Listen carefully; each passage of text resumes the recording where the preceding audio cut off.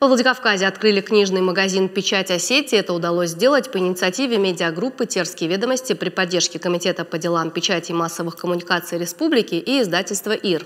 В Республике издается большое количество авторов, но у людей нет возможности познакомиться с их творчеством. По словам главного редактора медиагруппы Марата Габуева, открытие подобного магазина – первый шаг к решению этой проблемы.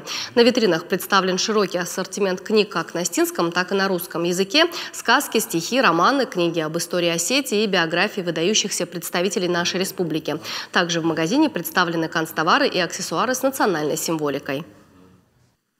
Сила печатного слова, она никогда не сможет вступить в свою нишу, ни в век информационных технологий, ни в какой-либо еще, она всегда останется. И поэтому и главное еще не только печатное слово вообще, как понятие, но именно национальная литература тут будет представлена и на остинском, и на русском языке. Который сейчас открывается, это только первый шаг.